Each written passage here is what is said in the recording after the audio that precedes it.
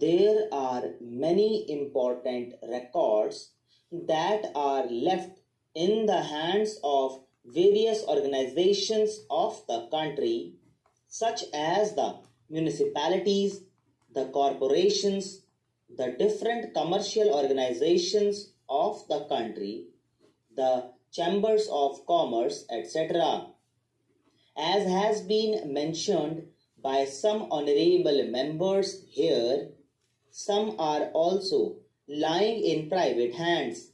The Government of India cannot be held responsible for the management and preservation of these records until Parliament passes the necessary legislation declaring these records as records of national importance. Under these circumstances, we presume that the resolution of the honorable member covers only those records which lie in the custody of the Government of India, the Archives of India, and the different ministries of the central government.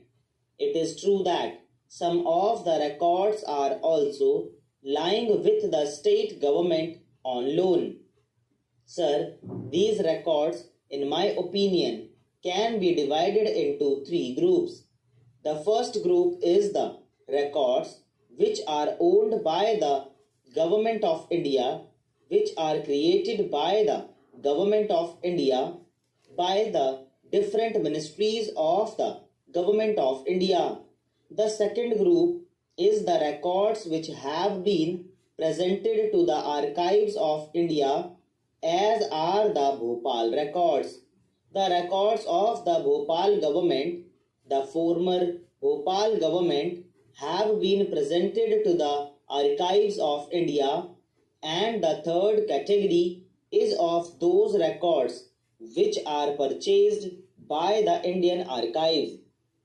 There is, of course, the fourth variety, as has been pointed out by my honorable friend, the mover of the resolution, that a large number of records of the central government are lying with the state governments. These records have been given on loan to the state governments because they are connected with the administration of those states. They are necessary for carrying out the day-to-day administration of those states. That is why it has not been thought proper to take away those records from the states. They are lying with the states, but the proprietorship, the ownership rests with the Government of India. Sir, one thing I may impress upon this House: although all these records are properties of the Government of India, they belong to the Government of India and they are managed by the Government of India. Although legally speaking they are managed by the Government of India by executive action, factually speaking they are not so. There is the organization to which a reference has been made by my honorable friends, the Indian Historical Records Commission. This commission is there to give its guidance and expert advice to the Government of India for the maintenance of these records. Sir, my honorable friend, the mover of this resolution, is thoroughly acquainted with this organization because he happens to be a member of that organization. Sir, the Indian Historical Records Commission is a body set up by a resolution of the Government of India in the year 1919. The functions and authority of the Commission have been made clear in the resolution itself.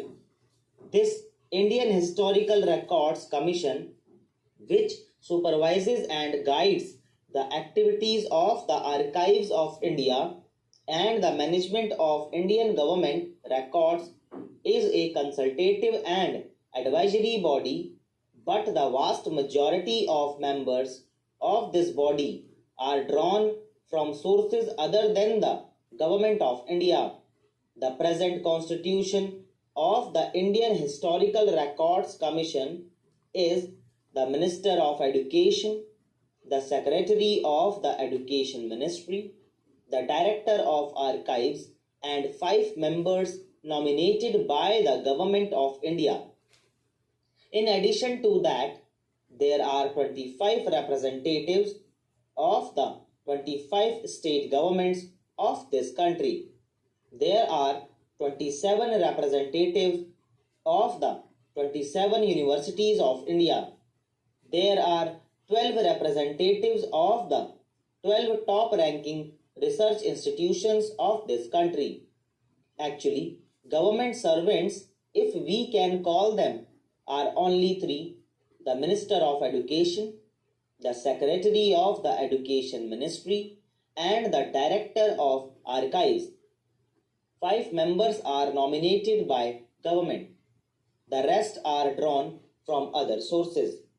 This is the body, sir, that has been appointed under the resolution of the Government of India to give expert advice for the management of these matters. Sir, this body has got 2 other adjuncts: the Research and Publication Committee, which looks after the research and publications of the Indian Archives, and the Local Records Subcommittee, which looks after the transference of records from their parent bodies, that is, their creative agencies, the different ministries of the Government of India, to the archives. Then this body, the Local Records Subcommittee, also looks after indexing and cataloguing of the records, and thirdly, weeding of the records also. So, what I am laboring to impress upon the honorable members of this house is that in every step, every activity of the Indian Archives, the Government of India is guided by some expert bodies.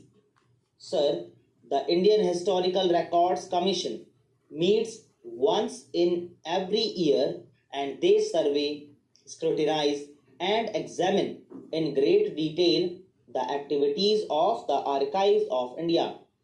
Perhaps the ground they have covered during the last few years, the subjects upon which they have made recommendations, will convince this honorable house about the interest that is taken by this body.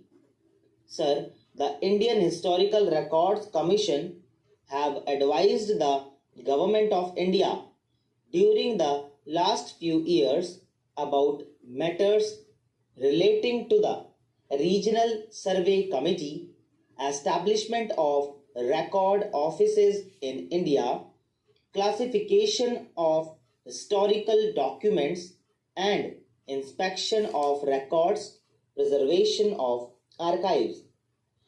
These are only a few of the many aspects of the activities of the Indian Archives that have been surveyed and upon which recommendations have been made by the Indian Historical Records Commission during the last few years.